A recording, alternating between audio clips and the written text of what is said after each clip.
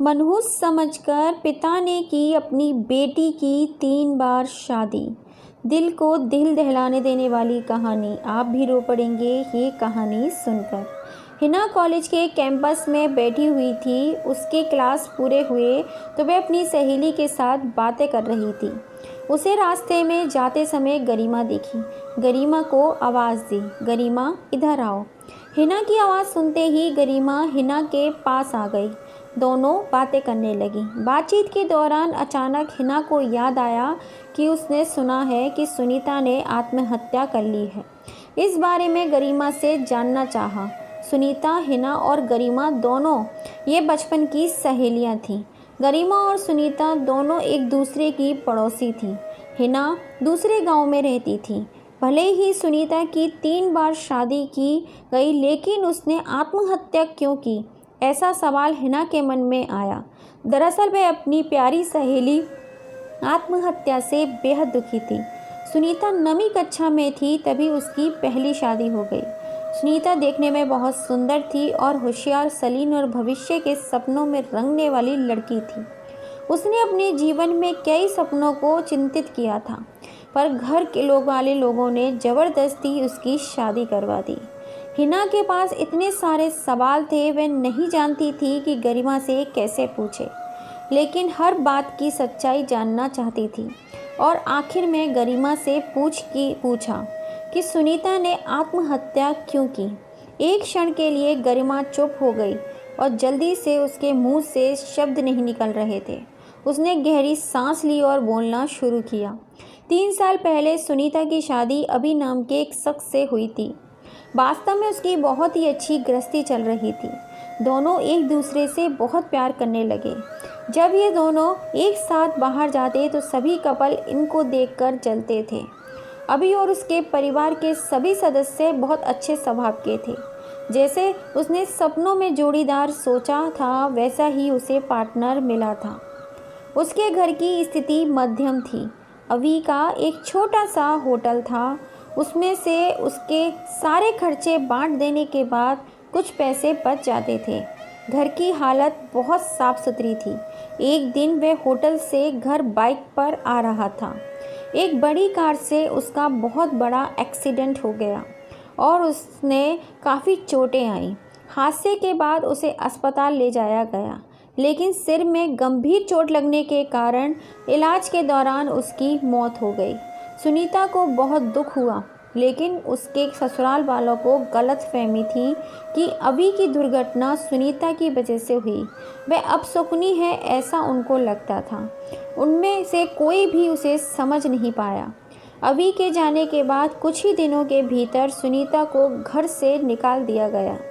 उसे घर से बाहर निकलने के बाद वह मायके आ गई और कुछ दिन मायके में रही, लेकिन आसपास पड़ोसियों में चर्चा हो गई तो उसके माता पिता फिर से उसके लिए रिश्ता ढूंढने लग गए। जब वह बाहर निकलती थी तो लोग हमेशा उसे ताने मारते थे। इस वजह से सभी बहुत परेशान हो गए।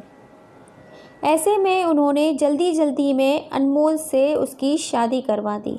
अनमोल बहुत ही बुरा आदमी था। दारू पीता था, कुछ काम धंधा नहीं करता, चोरी करता, मारपीट करता। उसको रोजाना यही काम था। इस सब से सुनीता को बहुत दुख होता था, पर वह कुछ नहीं कर पाती। एक रात को वह देर से घर आया और जल्दी में घर में कुछ ढूंढने लगा। सुनीता ने पूछा तो उसने कुछ नहीं बोला। उसे जो चाहिए था वह उसे मिल नहीं रहा था। इस वजह से वह घर से बाहर चला गया। सुनीता रात भर उसकी राह देखती रही, पर वह नहीं आया। दूसरे दिन उस पुलिस को उसकी डेड बॉडी रास्ते के किनारे पर पड़ी हुई मिली। उसका चाकू से किसी ने खून कर दिया था। यह खबर सुनते ही सुनीता को पता चला तो उस पर दुख का पहाड़ टूट पड़ा। कुछ ही दिनों तक वह अपनी ससुराल में रही, लेकिन बाद में ससुराल वालों ने उसे प्रताड़ित करना शुरू कर दिया। इस वजह से सुनीता वापस मायके आ गई।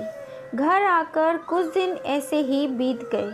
हर दिन आ रहा था और जा रहा था, लेकिन सुनीता की स्थिति वही थी। उसकी तरफ देखा भी नहीं जा रहा था।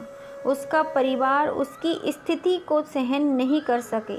इसलिए उन्होंने उसकी वापस शादी करने का फैसला किया। उसके लिए रिश्ता ढूंढने लगे। उनके रिश्तेदारों में गौरव नाम का एक लड़का था। उसकी पहले से एक बार शादी हो चुकी थी और गौरव से सुनीता की शादी करवा दी। सुनीता बहुत ही खुश थी। शादी हुई और कुछ महीनों बाद उसे मालूम हुआ कि गौरव को कैंसर है, ब्लड कैंसर।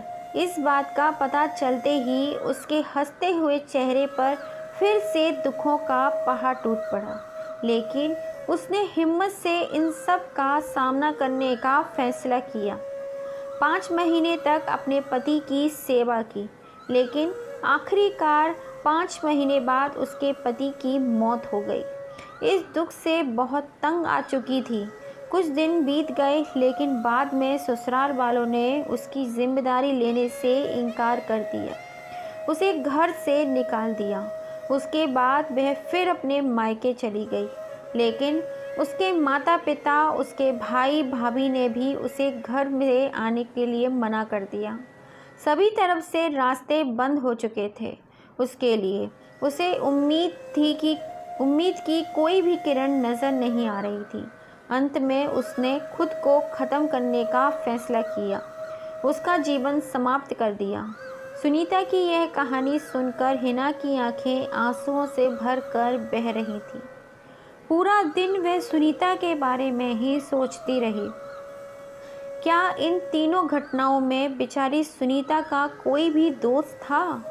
क्या उसके माँ बाप को सिर्फ उसकी शादी कर उसे हर बार किसी के पास भेज देना ही सही था? वो उसे अपने पैरों पर खड़ा करने की कोशिश भी कर सकते थे। सच कहो तो उसकी जान उसकी बदनसीबी ने नहीं, उसके परिवार ने और उसके आसपास के लोगों की छोटी सोच ने ली थी। वो बेचारी मनहूस नहीं, बदनसीब थी, क्योंकि उसके आसपास ऐसी सोच रखने वाले लोग थे। दोस्तों, आपको ये कहानी कैसी लगी?